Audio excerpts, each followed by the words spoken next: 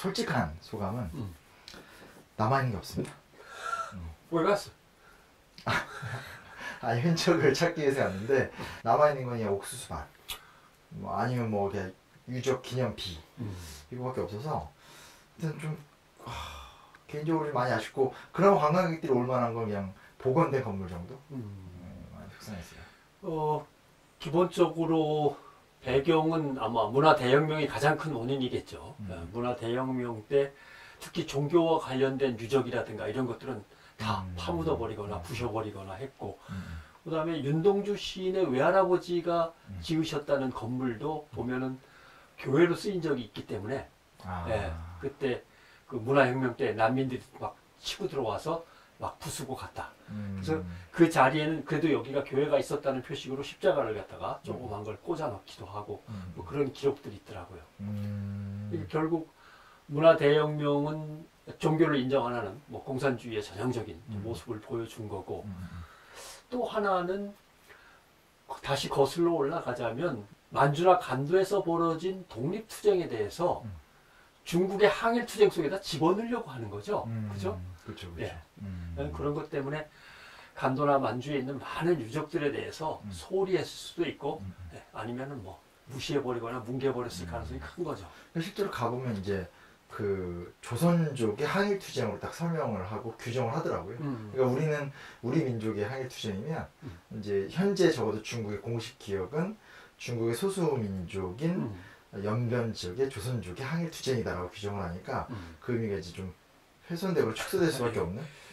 뭐 나중에도 나올 얘기지만 간도에 살거나 만주에 살던 분들이 맨 처음에는 일본의 압박에 의해서 이제 고생을 하다가 일본이 이제 물러서면서는 양쪽에서 치고 내려오는 이제 공산주의자들, 그러니까 연해주 그 위에서 이제 소련이 치고 내려오고, 그 다음에 서쪽에서는 이제 중국이 나름대로 이제 혁명을 끝내고서 중화인민공화국이 되어서 중국 공산주의가 또 밀려 들어오고, 그래서 그분들이 이제 남쪽으로 피난하는 거죠. 남쪽으로 피난하는데 그 두만강 압록강의 경계가 1949년쯤 들어서면서부터 엄해져요. 함부로 못 건너가게 하는 거죠. 그걸 미리 그래도 남쪽으로 내려온 분들은 어떻게든 한반도로 들어갔지만 그러지 못한 분들은 그냥 중국의 조선족으로 흡수가 돼버린 거죠. 그렇죠. 간도나 만주에서의 항일투쟁 유적도 많이 사라졌지만 거기에 일찌감치 자리를 잡고 거기에서 새로운 문명을 받아들이면서 민족학교를 만들고 그 민족학교를 바탕으로 기독교 신앙을 가르쳤던 우리의 유적들은 많이 사라지는 거죠. 그러니까요. 그게 너무 아쉬운 것 같아요. 그리고 주로 윤동주 시인에 대한 기억만 많이 복원된 것 같아요. 좀 아쉽더라고요. 그러니까 뭐 시인 윤동주의 뭐 위상을 뭐 나쁘게 본다 이런 게 전혀 아니고, 다만 그래도 그곳엔 진짜 많은 사람들이 있었고 그 수많은 조각들 중에 한 조각이 윤동주인데 현재 복원되어 있는 대부분은 그냥 윤동주 위주로 있으니까 그건 좀 굉장히 많이 아쉽더라고요. 예. 결국 이제 일제가 맨 처음에는 한반도를 침탈해서 속국으로 만들어서 식민 정책을 펴면서 대륙을 향해서 전쟁 준비를 하다가 대륙으로 전쟁을 하고 또 한편으로는 태평양으로도 이제 전쟁을 해야 되는 상황에 놓이니까 전선이 너무 넓어지잖아요.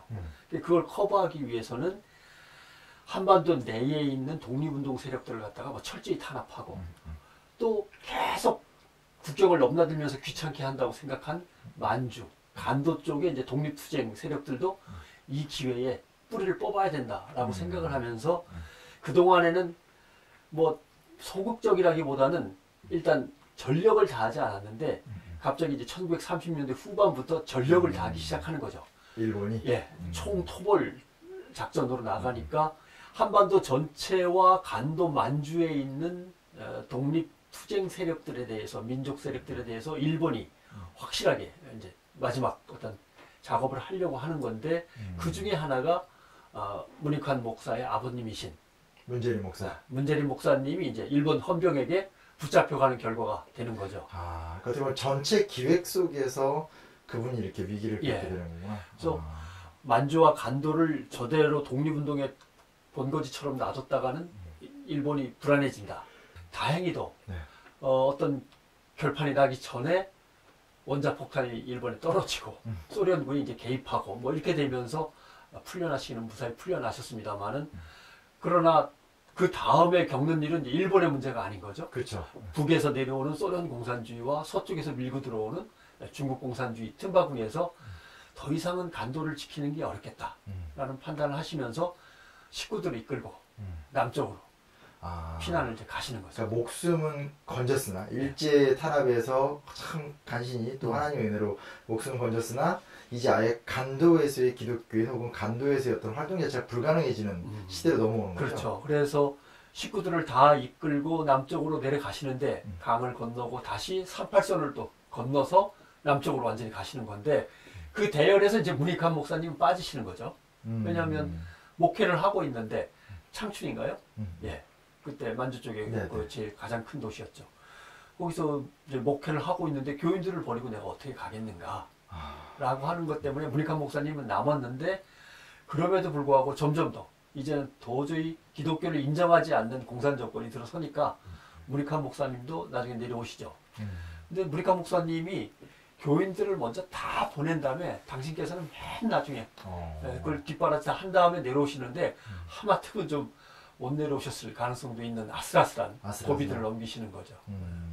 아 그렇구나. 먼저 가족이 내려오더라도 나는 목사니까 내 성도를 지켜야 되겠다. 그게 목사의 본분이다 하는데 있어도 도저히 기독교 신앙을 유지하는 것 자체가 불가능하다. 소련군도 들어오고 뭐 공산화도 되고 하니까. 그래서 결국 이제 목숨 건 남하를 그렇죠. 결과적으로 다 성공을 하시긴 하셨네요. 그러니까 49년에 완전히 그 국경이 닫히기 전에 아슬아슬하게 이제 내려오셔갖고 그 중국과 한반도 사이에 국경을 건너기도 어려우셨지만 다시 38선을 넘는 것도 또 엄청 어려우셨던 거죠.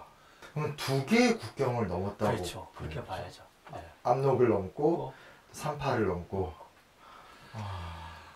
그리고 제일 아쉬운 거는 이제 그런 점인 것 같아요.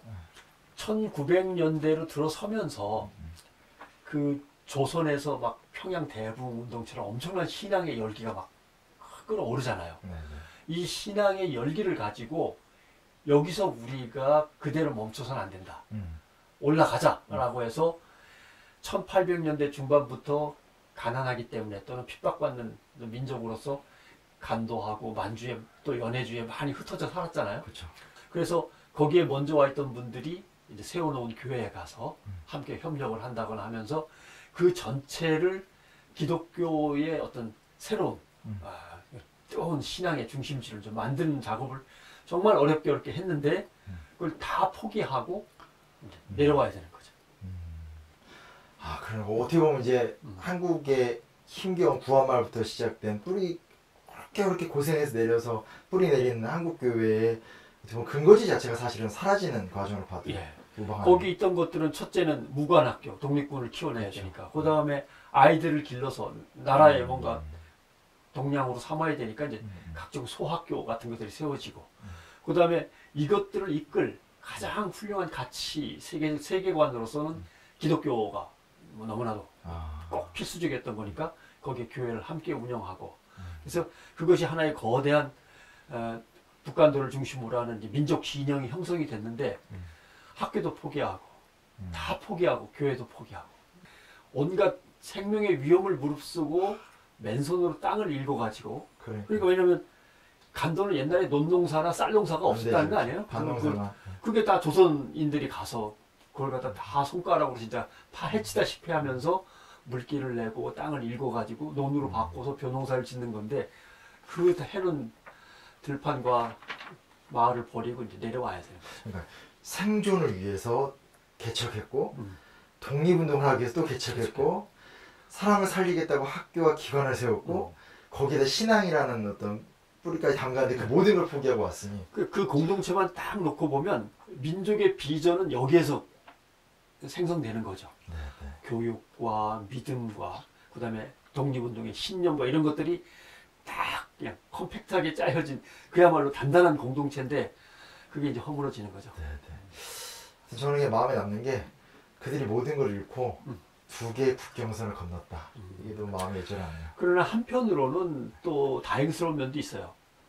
남쪽의 기독교라고 하는 것은 뭔가 그동안은 좀 물렁했는데 북간도나 서간도, 만주, 연해주 쪽에서 온갖 탄압과 핍박 속에서 항의를 독립투쟁과 그 다음에 기독교 선교를 함께 하던 사람들이 말씀하신 대로 국경을 2번 건너서 남쪽으로 내려오면서 어떤 뭔가 이렇게 진취적이고 뭐 투쟁적인 새로운 모습에 확 불이 붙는 거죠. 이 북간도에서 개척하고 독립운동하던 그분들이 터전을 잃고 내려왔기 때문에 오히려 그분들의 힘이 남한 교회에 영향을 주면서 예. 민주운동에서 남한에 있었던 우리 교회가 큰 역할을 할 수 있었다라는 거죠.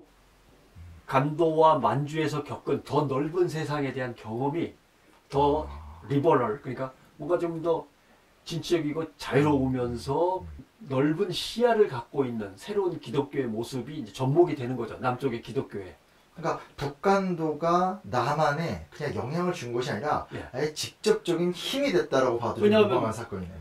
멀리서 북간도에서 있었던 그 선교의 현장을 남쪽 사람이 보고 배운 게 아니라 그 사람들이 그대로 와서 예, 국경을 뚫고 내려왔으니까 네, 바로 그것이 접목이 되면서 그렇구나. 힘이 되는 거죠. 근데 실제로 이